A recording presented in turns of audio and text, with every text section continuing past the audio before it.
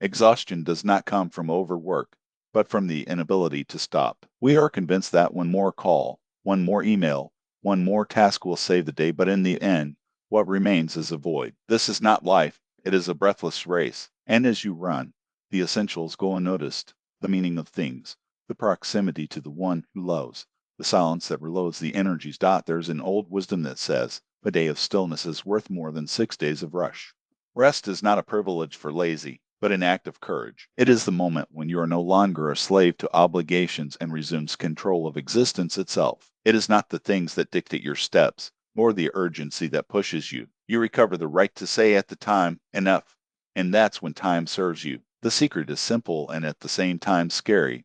It is not the work that consumes people, but the lack of breaks. A candle shines more when protected from the wind. The heart hits the rhythm of effort and rest. So it should be a well-lived week. 6 days of activity sustained by a day of tranquility. Without it, the meaning is disintegrated. The goals lose shape. The mind becomes an endless noise. We learn to believe that stopping is losing. We fear letting a chance, miss a game, stay behind. But the truth is the opposite. You lose just when you don't know how to break. Anxiety steals your attention, and lack of attention steals your results. When everything pulls you out, there is no strength left for what really matters. Clear thought, affection, serene concentration. In my family, the rest day began in the same way. The phones were stored, the closed computers, the softened lights.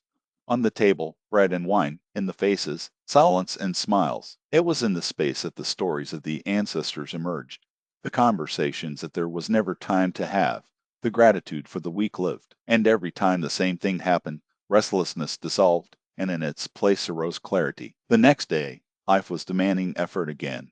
But now we had a source from where to take strength. This moment of break is like a palace in time, no walls, no screens, no advertisements, a pure space where you meet again. There, everything goes back to its place. Money is just a tool, not an idol. Work is a means, not a punishment. The family is the center, no longer an item on the agenda. You remember who it is and why you chose this path. If the week seems to squeeze you like a trap, the solution is not to add another productivity technique to the list. It is in establishing a pace, 6 days of action, a day of existence. This balance makes the person resilient. The external blows stop shaking inside. Silence does not keep you away from life, he returns him to her. A day of stillness transforms the whole week. It is neither magical nor empty spirituality. It is a practical technology to manage attention, purpose, and energy. Try it once and will feel like the week to. Drag it and hold onto its inner axis. When you enter the silence, it triggers the slow thinking. It is no longer the impulse that commands, but the choice. Attention, once dispersed, concentrates. At these times, decisions are born that save weeks in resources. 1 hour of deep stillness is worth more than 10 hours of excitement. The big problem with the modern world is not the lack of time, but the inability to turn off the noise. We live in an era without a minute of silence. The cell phone doesn't stop.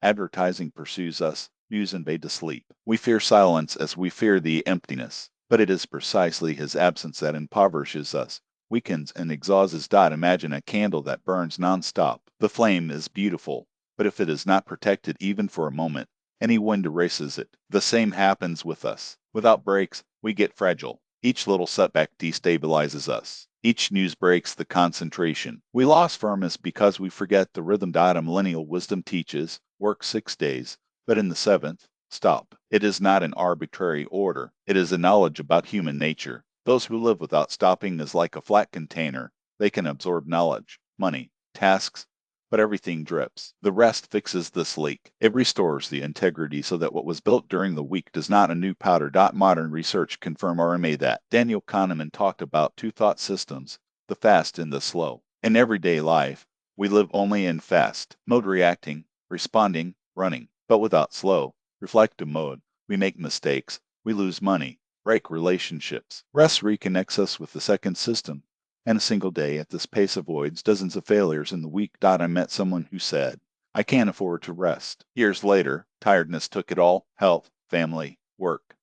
Another, who dared to take breaks, was standing in the same period because every 7 days recovered the clarity. The difference was not in talent, but in the habit of silencing noise. We fear that, when slowing down, we will waste time. But in fact, we lose it when we don't know how to stop. It's like driving at high speed in the wrong direction. You arrive faster, but not where I wanted to. Only the pause allows you to check the path. The problem is not the lack of hours, but the fact that they run between their fingers. If you do not learn to reunite them, at least once a week, your life will be like an hourglass that someone has seen without stopping. The power of rest is not in religious rituals, but in restoring the rhythm. There is a breath in it, inspiration and exhalation, movement and rest. Without it, the soul chokes. You don't need more productivity tips if you don't master the art of pause. Silence is stronger than noise, and stopping is wiser than running. The first lesson is this: stillness returns the meaning. We think that the meaning is born in constant activity, but the truth is different.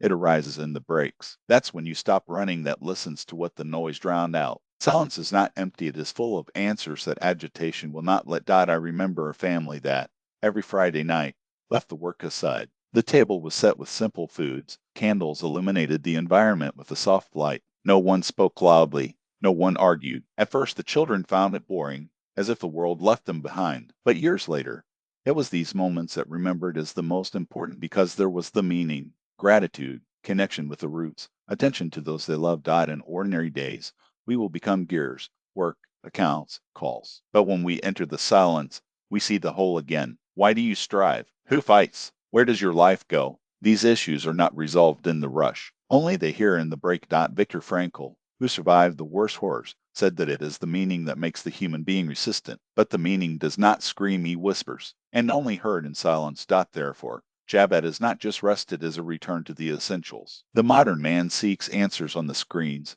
but the answers come when the screen goes out. Daniel Kahneman talked about two thought systems: the fast solves problems, the slow understands life. Shabbat gives us a chance to activate the slow thought. And after a few hours in silence, you realize the world does not collapse without your excitement. He follows his course while you finally hear. The stillness does not just restore the strength, it realizes the direction. You stop clinging the accidental and start choosing what matters. This is true wealth, because those who listen to its purpose will always be richer than those who are running after advantages. A Jewish wisdom says, "Who knows why it lives, supports any way." But this because you don't buy it.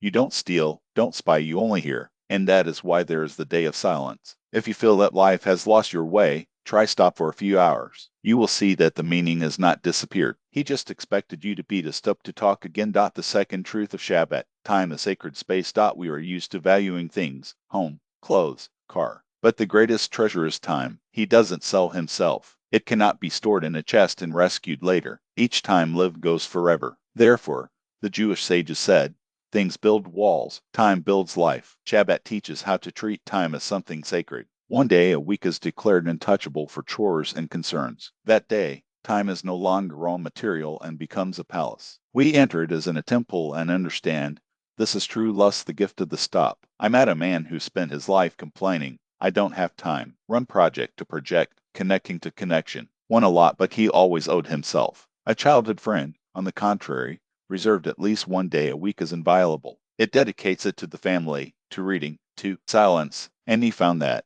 precisely, he had time for everything because, when protecting time, he made him rich. Not per. Cal Newport, studying attention, wrote, if you don't manage your time, others will do it for you. Shabbat returns to you the control over the time. That day, no one dictates what to do. You decide where to direct your attention. And that's what makes you owner of life, not your prisoner. Jewish wisdom states, he who keeps time is rich, because time is worth more than gold. Gold is lost and recovered. Time, once lost, does not return. The Shabbat recalls, every minute is sacred. Look at your week. How many hours are they gone into empty conversations, infinite rollings, purposeless anxieties? But if you declare at least one day as sacred, the rest of the week will also become. You will see that even ordinary days get lighter. Lighter. Rabbi Abraham Heckel called the palace in time Shabbat, a place where you don't get in with dirty hands of the rush.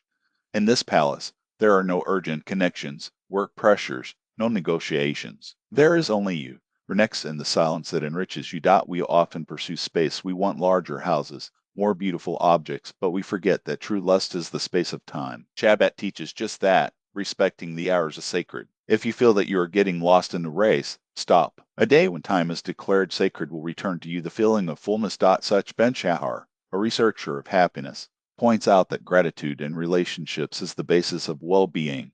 And that's exactly what it serves: a day when all that is superfluous is removed, and only people remain. Look at life around you.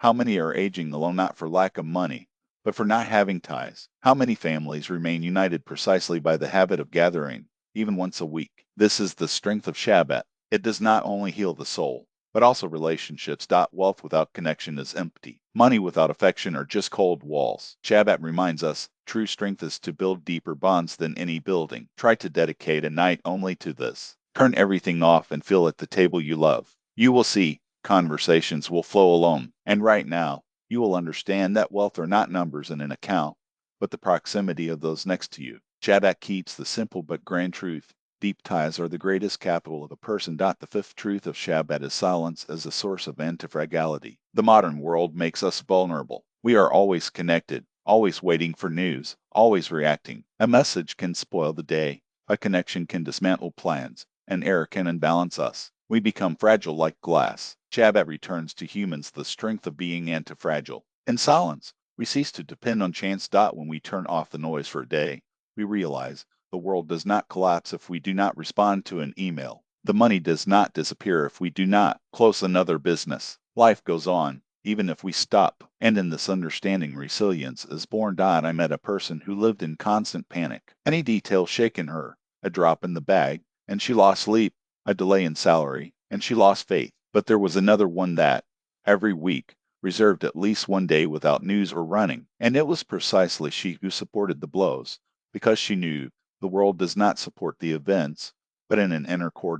Jewish wisdom says, he who keeps silence keeps the soul. In silence we become stronger, but a tree that grows not only by day, under the sun, but also at night, in darkness and rest. The roots deepen precisely in silence. So we are. The true force is not born in the noise of victories, but in the silence of Shabbat. Nassim Taleb called this antifragility, the ability to get stronger with the impacts. Shabbat does just that. He puts us in a way where we do not break with casualties, but we gain stability. Silence strengthens because it eliminates unnecessary stimuli, and there is only the essentials. Try yourself. Spend at least one day without news, without pay, without social networks. At first it may seem that you are losing contact with the world, but after a few hours you will realize the opposite. It is at this moment that the world gives you back to yourself. Shabbat teaches, silence does not make it weaker. It makes it someone who cannot be broken. And this secret is your magic. A day of rest transforms 6 days of work into a firm and stable life.